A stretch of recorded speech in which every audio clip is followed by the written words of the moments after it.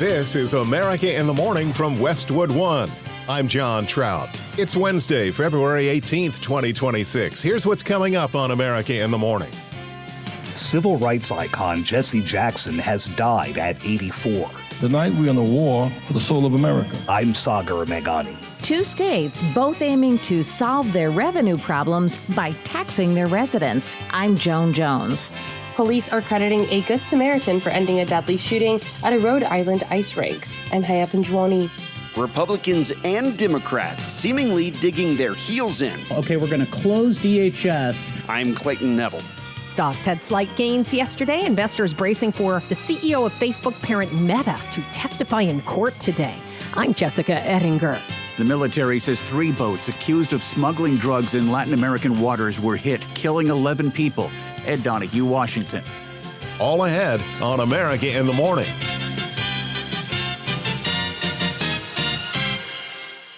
President Trump called him a force of nature. Jesse Jackson, a two-time candidate for president who worked alongside Dr. Martin Luther King Jr. and led the American civil rights movement for decades, died on Tuesday at the age of 84. Washington correspondent Sagar Meghani reports. Civil rights icon Jesse Jackson has died. As a young Chicago organizer, Jackson was with Martin Luther King Jr. at Memphis's Lorraine Motel in 1968 as shots rang out. And then everything changed because life for us has been before and after Martin Luther King. For decades after King's death, Jackson took over the civil rights movement, speaking out against inequality and violence against Black Americans. Tonight we're in a war for the soul of America. From the funeral of church shooting victims in South Carolina Clean water, now, to Flint, Michigan,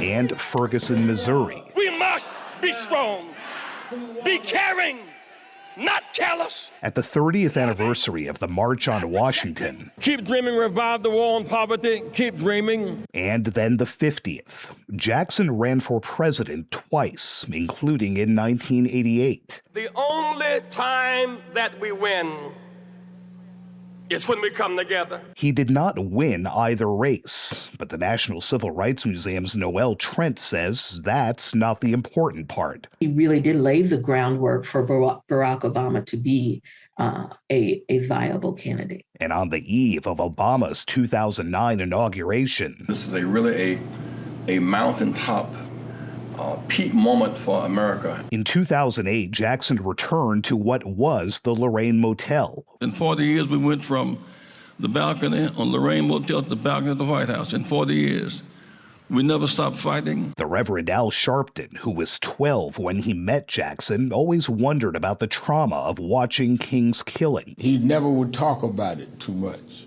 but it drove him. He kept saying, we got to keep Dr. King's dream alive. Right to the end. Why do you keep going? He said, I never learned how to retire. He said, you got to remember how Dr. King was killed at 39 years old. Medgar Evers was killed at 39 years old. Malcolm X was killed at 39. We were never raised to be 40 years old. He said, I woke up one day at 55. There's no retirement plan for us. I'm Sagar Meghani. With Democrat leadership on both coasts looking for ways to plug large fiscal deficits, eye-popping tax increases appear to be on the way for residents of Washington State and New York City. Correspondent Joan Jones has the story. In New York City, Mayor Zohran Mamdani has just unveiled a $127 billion budget. That is up $11 billion from this year. Now, he campaigned on free childcare, a rent freeze, free bus rides, and city-run grocery stores.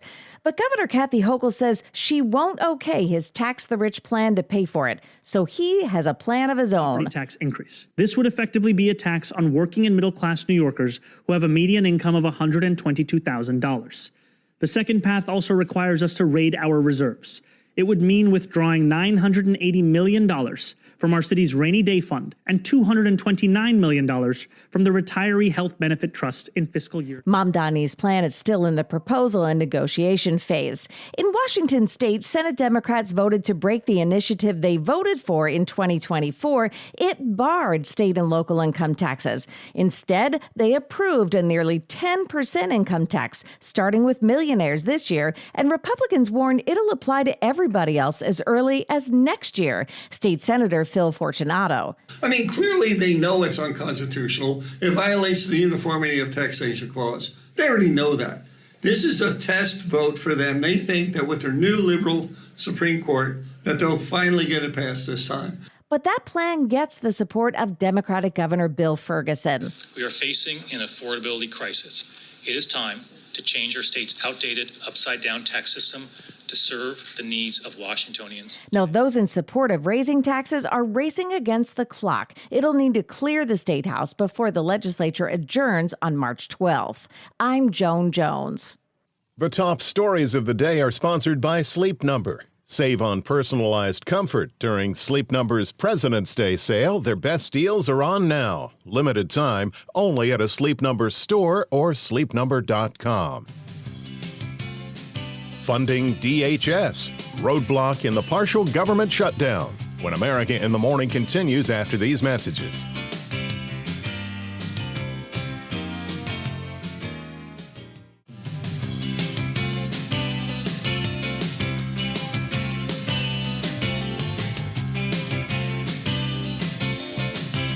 The calendar says winter, but some folks in the east will be experiencing near record highs today. Let's get the forecast from AccuWeather.com meteorologist LaTroy Thornton. A strong disturbance over the upper Midwest brings some steady snow, mainly to areas near the Canadian border with North Dakota and Minnesota, as well as parts of the upper peninsula of Michigan. The snow looks to be lighter and more intermittent to the south into far northeastern South Dakota and central Minnesota, where some sleet mixes in at times. There may be some freezing rain as well for northern Michigan, and just about all of these areas have gusty winds of at least 30 to 40 miles per hour in store too. Through tonight, expect the highest snow totals to be downwind of Lake Superior into the shores of the Arrowhead of Minnesota, where AccuWeather winter weather experts say that at least 12 to 18 inches of snow is rather likely, and amounts over 2 feet may occur. Lesser snow of 1 to 3 inches could extend as far south as the North Dakota-South Dakota state line into northern Wisconsin and northern lower Michigan. However, this storm even extends into the northeast, and that means another area of snow from central and eastern New York State into New England through tonight. Much of the snow actually waits for tonight, with rain far more likely for many during the daylight hours as temperatures stay well above freezing. Rain and drizzle spread from Pennsylvania and New Jersey westward into eastern Ohio and even the Detroit area, where there could even be some thunder today. But in the northeast, up to 3 to 6 inches of snow may occur from the eastern shores of Lake Ontario to north central Massachusetts. Many places from the nation's center through the south and southeast turn out warm and dry today, but the west stays busy with rain and mountain snow widespread. Some of the heaviest snow may be around the Four Corners region, with southern Arizona and much of New Mexico actually the most likely to stay dry. In Oklahoma City, expect a sunny, breezy Wednesday with a high 76, near the record of 78. For Salt Lake City, today brings occasional snow, the high 39. That's the nation's weather. I'm AccuWeather.com meteorologist LaTroy Thornton. Remember, you can follow us wherever you get your podcasts. Simply search America in the Morning in your favorite listening app. More is being learned about the person who carried out a mass shooting this week at a youth hockey game in Rhode Island. Correspondent Haya Panjwani reports. The identification was in the name of Robert, and then we also know that the suspect went by the name Roberta. It appeared that the suspect was in female clothes yesterday. But again, that's nothing that had swayed the investigation one way or another. We're just trying to kind of factually put the pieces together. Police are crediting a Good Samaritan for ending a deadly shooting at a Rhode Island ice rink. A gunman who opened fire at a Rhode Island youth hockey game, killing 2 adults and injuring 3 others, was stopped after a fellow spectator intervened. Pawtucket Police Chief Tina Goncalves. A Good Samaritan stepped in and interjected in this scene, and that's probably what led to a swift end of this tragic event. She said the shooter died from an apparent self-inflicted gunshot. Goncalves says investigators think the shooting at the Dennis M. Lynch Arena was targeted and may have involved a family dispute. Governor Dan McKee says the state is grieving again after another recent mass shooting. Audio courtesy of WJAR. I'm Haya Panjwani. Republicans and Democrats are seemingly digging in their heels as the partial government shutdown continues over demands surrounding the Department of Homeland Security. Correspondent Clayton Neville reports. The partial government shutdown started last Saturday after congressional Democrats and the Trump administration failed to reach a deal to fund the Department of Homeland Security through September. Democrats are demanding changes to how immigration operations are conducted after the fatal shootings of Alex Preddy and Renee Good by ICE agents in Minneapolis last month. Demands include ID requirements for ICE agents and no masks. Democrats say that's non-negotiable, but Republicans point out the work of ICE and CBP won't be impacted much because those agencies were already funded by another piece of legislation. It's ridiculous what they're doing, obviously, with the shutting down of DHS. White House Deputy Chief of Staff James Blair spoke with Fox Business. They're saying right now, okay, we're going to close DHS until you basically stop enforcing immigration law in this country. We're not going to do that. The current shutdown is of a lesser scale than the record 43-day shutdown last year. The closures only impact agencies under the DHS umbrella. That's the TSA, the U.S. Coast Guard, ICE, and Border Protection. A lingering shutdown, though, will likely hit TSA workers. The majority of them are required to work without getting paychecks. I'm Clayton Neville. What nation Ford Motors is looking to create a joint venture. That and more in Wednesday Business when America in the Morning returns after these messages.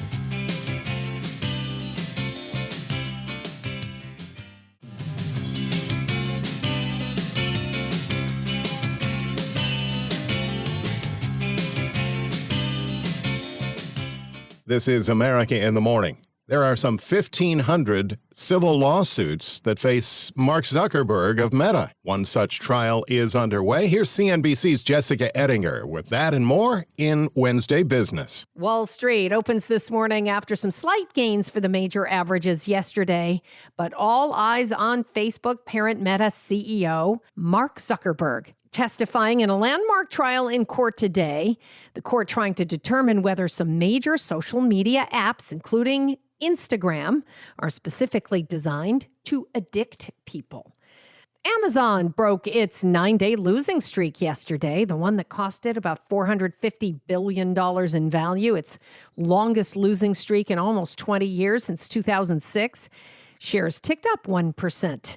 Investors have been worried about how much money Amazon is spending. Shares are down 18% just in the past 2 weeks. Amazon set to spend $200 billion in CapEx, up 60% from last year. CEO Andy Jassy saying that it's mostly going to be going towards AI. That's CNBC's Kate Rooney.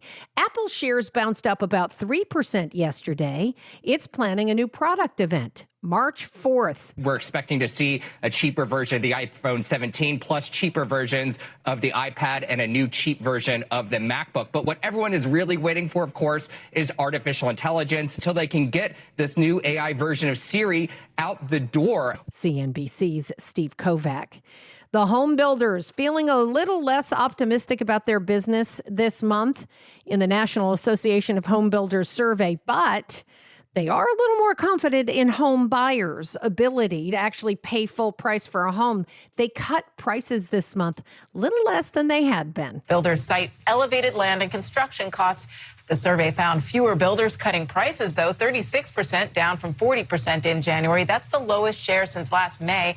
The builders did note that although demand for new construction has weakened, remodeling demand is solid. CNBC's Diana Olick.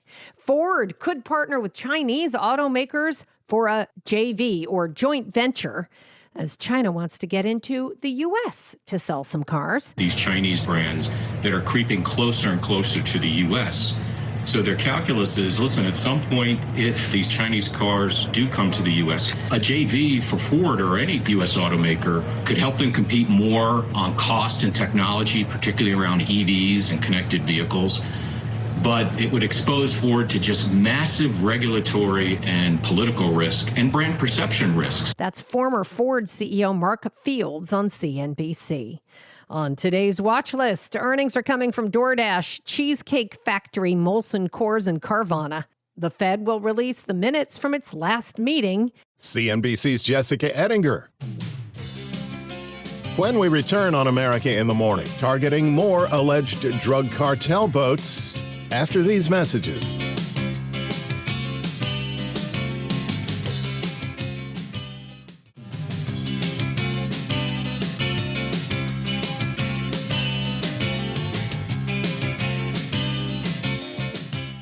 A mistrial was declared in the case of 9 alleged Antifa members charged in connection with the 2025 ambush shooting of a police officer at a Texas ICE detention center.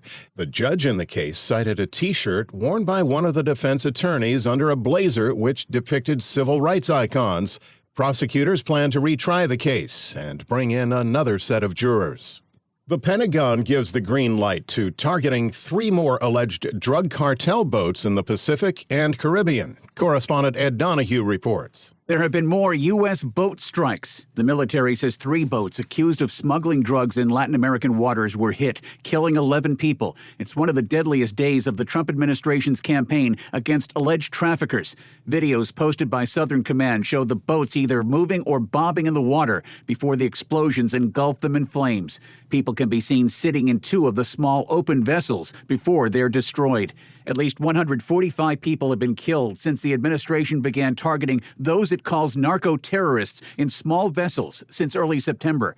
Critics have questioned the overall legality of the strikes, as well as their effectiveness, in part because the fentanyl behind many fatal overdoses is typically trafficked to the U.S. over land from Mexico. Ed Donahue, Washington. America in the Morning for Wednesday, February 18th, 2026, is produced by Jeff McKay. I'm John Trout. This is Westwood One.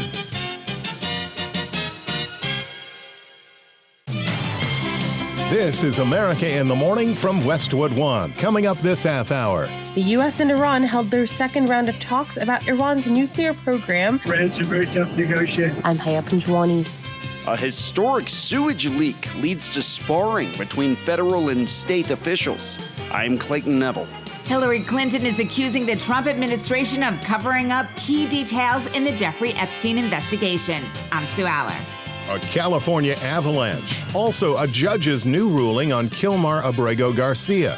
Paramount's upping their deal to buy Warner Brothers. I'm the new old tech guy, Chuck Palm. Stephen Colbert is barred from broadcasting an interview on CBS. I'm Kevin Carr. Back after these messages.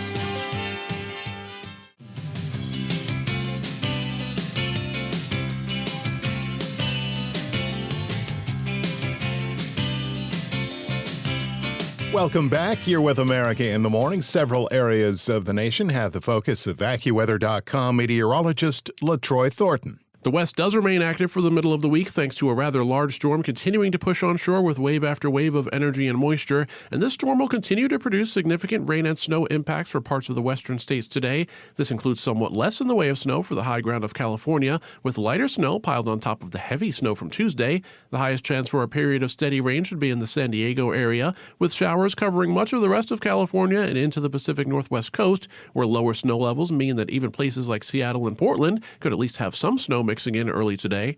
Snow showers should extend into central Montana and Colorado through the day today, with steadier snow as far inland as southern and western Nevada. The next round of heavy snow reaches California's Sierra Nevada range tomorrow, where 4 to 8 feet of storm total snow is likely. Counting back from the end of last weekend through tomorrow, much of the California coast ends up with at least an inch or 2 of rain from this train of storms, with the highest totals of 4 to 8 inches for the Sierra Nevada foothills and the upslope areas to the north of Los Angeles and into Santa Barbara County. This powerful storm also brings strong winds to the Four Corners region, where gusts may approach 60 miles per hour, but an even stronger storm drops more heavy snow from North Dakota through the Arrowhead of Minnesota in particular. Accumulations may reach a foot in spots toward the Canadian border, with totals above a foot more likely just to the north and east of Duluth, Minnesota. Up to 3 to 6 inches of snow may even extend across northern Michigan into western Massachusetts, with at least 1 to 3 inches from northern Rhode Island towards Syracuse, New York, into central Vermont and New Hampshire. But a dry day can be expected for the south and the southeast for the day today. That's the weather across America. I'm AccuWeather.com meteorologist LaTroy Thornton. Follow us wherever you get your podcasts. Search America in the Morning in your favorite listening app. Iran's foreign minister says that talks between the Islamic Republic and the United States are making progress, but come as the Iranian military partially closed the vital Strait of Hormuz to hold military drills. Correspondent Haya Panjwani reports that as the meetings continue, Vice President J.D. Vance, speaking on Fox News with Martha McCallum, says Iran's future rides on how they respond to talks in Geneva. In some ways it went well. They agreed to meet afterwards. But in other ways, it was very clear that the president has set some red lines that the Iranians are not yet willing to actually acknowledge and work through. So we're going to keep on working it. But of course, the president reserves the ability to say when he thinks that diplomacy has reached its natural end. We hope we don't get to that point. But if we do, that'll be the president's call. The U.S. and Iran held their second round of talks about Iran's nuclear program in Geneva. As Iran said, it'll close the Strait of Hormuz for several hours. That's for live fire military exercises as the U.S. ramps up its military forces in the region. We are hopeful that negotiation will lead to a sustainable and negotiated solution which can serve the interest of relevant parties and the broader region. Iran remains fully prepared to defend itself against any threat or act of aggression. The consequences of any attack against Iran will not be confined to its borders. Talking to reporters Monday night aboard Air Force One on his way to Washington, President Donald Trump said he planned to be indirectly involved with the talks. It's been typically Iran's a very tough negotiator. They're good negotiators or bad negotiators. I would say they're bad negotiators because we could have had a deal instead of sending the B-2s in to knock out their nuclear potential. We had to send the B-2s. I hope they're going to be more reasonable. They want to make a deal. This is the first time that Iran has closed parts of the strait, an essential international waterway, since the U.S. began threatening Iran with military action. Iran previously held a live fire drill in the Strait of Hormuz several weeks ago, but it didn't announce closures. I think they want to make a deal. I don't think they want the consequences of not making a deal. They want to make a deal. I'm Haya Panjwani. President Trump and Maryland Governor Wes Moore are having a war of words about a sewage leak in the Potomac River in Washington, D.C., with the president also heaping blame on District of Columbia's Democrat leaders, as well as Virginia. Correspondent Clayton Neville has details about what's turning into one of the largest wastewater spills in American history. Researchers at the University of Maryland detected high levels of fecal-related bacteria and disease-causing pathogens in the Potomac River after what's being considered one of the largest sewage spills in U.S. history. On January 19th, a sewer line in Montgomery County, Maryland, collapsed, causing an overflow of more than 200 million gallons of wastewater into the Potomac. In a social media post this week, President Trump said he's directing federal authorities to protect the Potomac and the water supply in the Washington, D.C. region. When speaking to reporters, he accused the state of Maryland and Governor Wes Moore of failing in their response to the leak. He's not doing the job. They got to do it, and I'm going to have to get the federal government involved in getting it fixed because he can't fix anything. Trump tore into Governor Moore on social media, saying this is the same governor who can't rebuild a bridge, referring to the Key Bridge that collapsed after being hit by a ship several years ago. Moore claims the leak originated from the Potomac Interceptor, which he says falls under federal jurisdiction, but insists state crews did respond right away. Our Department of the Environment was already on the ground testing water sewage, testing the water quality, making sure that our people were safe. You're absolutely right. He said last week we actually held a congressional briefing that we invited the EPA to, and the EPA declined. The EPA said in a statement that it didn't brief state lawmakers because D.C. Water and Maryland have been leading the response to the sewage spill. The public back and forth between Governor Moore and President Trump comes as Moore says he's been uninvited to this week's National Governors Association bipartisan dinner at the White House. I'm Clayton Neville. The celebration of Mardi Gras has come and gone in New Orleans, and with the last king cake eaten and parade ended, today now ushers in the first day of Lent, a solemn 40-day season of prayer, fasting, and repentance for Christians preparing for Easter. With more on the Christian celebration of Ash Wednesday, here's correspondent Peter Smith. Many Christians will soon begin observing Ash Wednesday, a day of fasting and recollection. Worshippers receive ashes on the forehead, usually in the shape of a cross. The priest says, "Remember that you are dust, and to dust you shall return." This is a stark reminder to focus on things of the Spirit. Many Protestants also observe Ash Wednesday, especially those in Episcopal, Lutheran, and other historic traditions. In fact, many Protestant clergy nowadays offer ashes to go in parking lots, in commuter rail stations, and other places where busy people pass through. Ash Wednesday marks the start of Lent, a period of about 40 days leading up to Good Friday and Easter, the days in which Jesus' death and resurrection are commemorated. Lent is a period of fasting, of self-denial, of charitable works, and prayer. People often speak of giving up something for Lent. Observant Catholics also abstain from meat on Fridays during Lent, but not from fish. Eastern Orthodox also observe Lent, although on different dates. They begin with Clean Monday. They don't use ashes, but they do start a period of fasting and self-denial leading up to Holy Week. Correspondent Peter Smith. Among the stories we're covering next, the Epstein files, Hillary Clinton's new allegations. That and more when America in the Morning continues after these messages.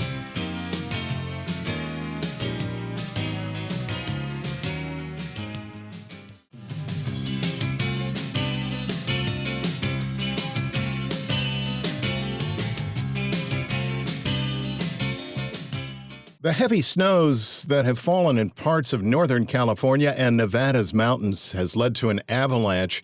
Several skiers are still reported missing, but at least 6 were found alive. The avalanche happened in the area of Castle Peak, a popular backcountry ski destination northwest of Lake Tahoe. The 16-person group affected included 4 mountain guides and 12 other skiers. The weather in the area of California's eastern border with Nevada has been treacherous, with blizzard conditions impeding search and rescue efforts. The National Weather Service said 3 to 4 inches of snow were falling per hour in some areas of the Sierras near the incident. A federal judge has made a ruling in the case of Kilmar Abrego Garcia. Details from Washington correspondent Sagar Meghani. A federal judge says ICE cannot re-detain the Salvadoran national whose case has become a focal point in the immigration debate. Kilmar Abrego Garcia's lived in Maryland for years after coming to the U.S. illegally as a teen. He was mistakenly deported to his home country last year, and since his return in June, the Homeland Security Department's been trying to send him to a series of African countries. But the judge in Maryland says a 90-day detention period has expired, and the government has no viable plan for deporting Abrego Garcia. Sagar Meghani, Washington. Former First Lady and Secretary of State Hillary Clinton is accusing the Trump administration of a cover-up involving the Jeffrey Epstein files. Sue Aller reports this as she and Bill Clinton will soon testify before a House committee about any involvement they had with the late sex offender. They want to pull us. Why do they want to pull us into this? To divert attention from President Trump. This is not complicated. Speaking to the BBC in Berlin, Clinton said the administration is slow-walking the release of documents and urged officials to make the full files public. The Justice Department has released millions of pages, but says some materials remain sealed because they contain sensitive medical records and graphic evidence. Clinton and former President Bill Clinton have agreed to testify before a congressional committee, and she says the hearing should be public. She also said anyone asked to testify, including Prince Andrew, should do so. I think everybody should testify who is asked to testify. I just want it to be fair. I want everybody treated the same way. Meanwhile, 6 companies directed by Sarah Ferguson are being shut down following renewed scrutiny over her past ties to Epstein. And a new poll shows 53% of Americans believe President Trump is trying to conceal Epstein's crimes, though he has denied wrongdoing and says he cut ties with Epstein decades ago. Epstein died by suicide in a New York jail in 2019 while awaiting trial on sex trafficking charges. I'm Sue Aller. The makers of Roundup close in on a legal settlement for thousands of pending lawsuits. Correspondent Jennifer King reports. Agrochemical giant Bayer has agreed on a proposed $7.25 billion settlement to resolve thousands of U.S. lawsuits over a popular weed killer. The complainants allege the company failed to warn people that Roundup could cause cancer. Bayer denies allegations that the herbicide glyphosate, Roundup's key ingredient, can cause non-Hodgkin's lymphoma, but says the settlement gives the company a road to closure amid mounting litigation costs. The announcement comes as the Supreme Court prepares to hear a separate case in which Bayer is arguing that the EPA's approval of Roundup without a cancer warning should invalidate claims being filed in state courts. I'm Jennifer King. Paramount is not giving up in trying to block Netflix from a deal to purchase Warner Brothers. The new old tech guy, Chuck Palm, has that story. Warner Brothers Discovery just got a 7-day green light from Netflix to reopen talks with Paramount Skydance. That's the combo of Paramount Global and Skydance Media, the production powerhouse behind hits like Top Gun: Maverick. Back in late 2025, Netflix struck a blockbuster deal to buy Warner Studios' assets, including the legendary Warner Brothers films and TV production arms, and its streaming service, now known as Max, formerly HBO Max. The whopping price tag of $72 billion in cash for the core businesses pushed the enterprising value to about $83 billion when you factor in their debt. Shareholders were all set to vote on that merger March 20th, and Warner Brothers is still unanimously recommending a yes. But Paramount Skydance isn't going away quickly. They've been pushing a rival all-cash bid to scoop up the entire Warner Brothers Discovery company, including the cable networks like CNN, TNT, Discovery Channels, for a higher total value, originally floated around $108 billion.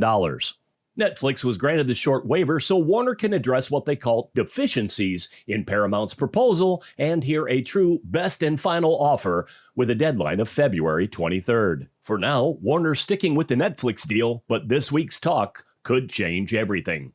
Visit thenewOldTechGuy.com. I'm Chuck Palm. The Olympics and more in Wednesday Sports. Here's America in the Morning's Robert Workman. College basketball, new number 1 Michigan won its 11th game in a row last night, 91-80 at number 7 Purdue. The Wolverines now 25-1 heading into Saturday's clash with number 3 Duke. 9th-ranked Nebraska was an upset victim at Iowa. Bennett Sturts had 25 for the Hawkeyes. 16th-ranked North Carolina got routed at NC State, while number 18 St. Louis lost at Rhode Island. That snapped the Billikens' 18-game winning streak. Jonah Hinton hit 9 3-pointers and scored 29 points for the Rams. Road losses for number 21 Louisville and number 24 Wisconsin, but 22nd ranked Miami of Ohio improved to 26-0 with a win at UMass. The Redhawks, the only undefeated D1 team in the nation. Peter Suter had 23 points. At the Winter Olympics, 2 silver medals added to the U.S. count on Tuesday. The men's speed skating team pursuit made the podium. Skater Emery Lehman. Warming up for it, it takes a emotional toll as much as it does a physical toll on us. Meanwhile, Mac Forehand just missed the gold in big air freestyle skiing. I wanted to just go out there and do as best as I possibly could, and those are the 2 tricks that I couldn't have done anything better than that. That's like as hard as I could have gone. Wait, his name is Forehand, and he's not a tennis player? Anyway, the U.S. now has 19 medals in all. They're third behind Norway and Italy.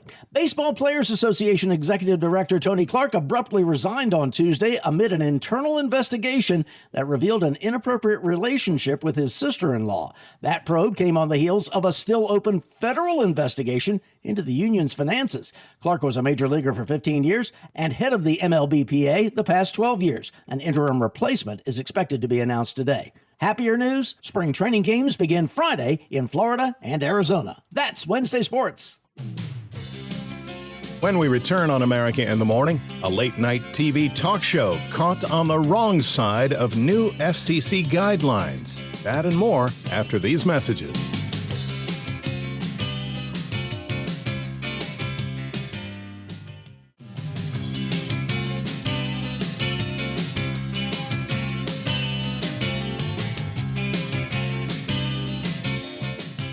The host of The Late Show has had another run-in with politics. Entertainment reporter Kevin Carr has details of a canceled interview on orders of the CBS network. On Monday night, Stephen Colbert started The Late Show by lashing out at his network CBS for killing an interview. You know who is not one of my guests tonight? That's Texas State Representative James Tallarico. According to Colbert, he was told to not even mention his guest because the network was worried about running afoul of the FCC equal time guideline. This provides opposing candidates equal airtime for any appearance by someone in an upcoming election. For years, there has been an exception made for late-night television interviews. However, earlier this month, FCC Chairman Brendan Carr released a memo suggesting the regulatory body remove that exception. Colbert saw it as an order directly from the White House. Let's just call this what it is. Donald Trump's administration wants to silence anyone who says anything bad about Trump on TV because all Trump does is watch TV. Tallarico's opponent isn't even a Republican. Democratic House Representative Jasmine Crockett is running against Tallarico in a primary for U.S. Senator. On Tuesday, she offered a comment to Nexstar Media Group. The federal government did not shut down this segment, number one. That is my understanding, that the federal government didn't shut this down. Also on Tuesday, Colbert released the interview with Tallarico on his YouTube channel, where the clip has garnered 4 million views within 24 hours. In the YouTube clip, Tallarico offered his opinion. I think that Donald Trump is worried that we're about to flip Texas. I'm Kevin Carr. She had been missing for over 150 years, and it took an Illinois shipwreck hunter to find the Lac La Belle, a luxury liner that sank in the waters of Lake Michigan in 1872. Correspondent Julie Walker reports. Shipwreck hunters find a luxury steamer that sank in Lake Michigan in October of 1872. Paul Ehorn led the team. It's exhilarant. You just, I don't know. You really want to jump up and down. It's like solving a puzzle. You have to collect all the pieces and try to assemble them in some order, and sometimes it works, sometimes it doesn't. I looked for one for over 20 years and didn't get it. And this one we got the first day. The discovery of the Lac La Belle was made in Wisconsin waters in 2022, but not made public until now. We want to do a little more exploring of the below deck, and I'd like to do photogrammetry. We've been working on this, and that takes a lot of film, and it's a long way out. It's deep water. Ehorn says it's not necessarily finders keepers. Insurance companies or the state may claim the rights to the shipwreck, but for now, they still have to locate it the same way he did. I'm Julie Walker. America in the Morning for Wednesday, February 18th, 2026 is produced by Jeff McKay. I'm John Trout. This is Westwood One.